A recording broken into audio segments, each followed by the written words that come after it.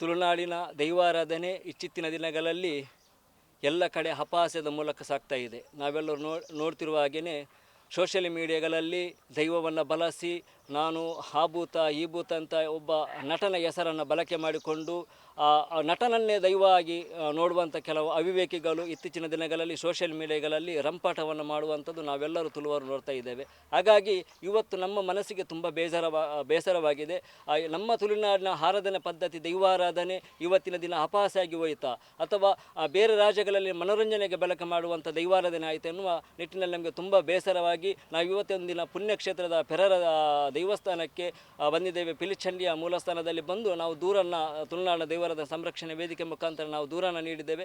ಆ ದೂರಿನ ಮುಖಾಂತರ ದೈವದ ಒಂದು ಒಳ್ಳೆಯ ರೀತಿ ನಿರ್ಧಾರ ಬಂತು. ಯಾರೆಲ್ಲ ಈ ನಮ್ಮ ತುಳುನಾಡಿನ ದೈವಕ್ಕೆ ಅಪಹಾಸ್ಯ ಮಾಡ್ತಾರೋ ಅವರನ್ನು ಹುಚ್ಚು ಕಟ್ಟಿಸ್ತೇನೆ, ಅವರನ್ನು ಯಾರೆಲ್ಲ ದೈವದ ಹೆಸರಲ್ಲಿ ದುಡ್ಡು ಮಾಡ್ತಾರೋ ಅವರನ್ನು ಆ ದುಡ್ಡನ್ನು ನಾನು ಹಾಸ್ಪಿಟಲ್ಗೆ ಹಾಕಿಸ್ತೇನೆ ಅಂತೇಳಿ ದೈವ ನುಡಿಕೊಟ್ಟಿತು.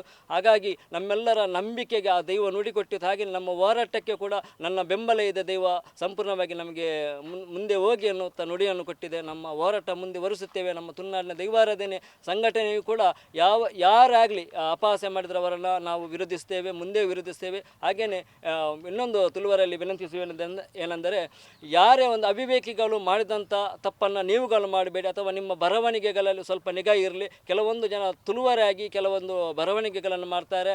ಹಾಗಾಗಿ ಇಂಥ ಬರವಣಿಗೆಗಳನ್ನು ಬದಿಗಿಟ್ಟು ನಮ್ಮ ತುಳುನಾಡಿನ ದೈವಾರಾಧನೆ ಉಳಿವಿಗಾಗಿ ನೀವೆಲ್ಲರೂ ಕೈ ಜೋಡಿಸಬೇಕು. ಹಾಗಾಗಿ ಈ ನಿಟ್ಟಿನಲ್ಲಿ ಹೇಳುವುದೇನೆಂದರೆ, ನಮ್ಮ ಆರಾಧನೆ ಪದ್ಧತಿ ಸಾವಿರಾರು ವರ್ಷಗಳಿಂದ ನಡೆದುಕೊಂಡು ಬಂದಂತಹ ಹಿರಿಯರು ಕೊಟ್ಟಂಥ ಮಾರ್ಗದರ್ಶನದ ದೈವಾರಾಧನೆ ಮುಂದೆ ಕೂಡ ತುಳುನಾಡಿನಲ್ಲಿ ಶ್ರದ್ಧೆ ಭಕ್ತಿಯಾಗಿರಬೇಕಂತ ನಮ್ಮೆಲ್ಲರ ಕೋರಿಕೆ. ಆ ಕೋರಿಕೆಗೆ ನೀವೆಲ್ಲರೂ ಸಹಕರಿಸಬೇಕಾಗಿ ತಮ್ಮಲ್ಲಿ ವಿನಂತಿಸ್ಕೊಳ್ತಾ ಇದ್ದೇನೆ.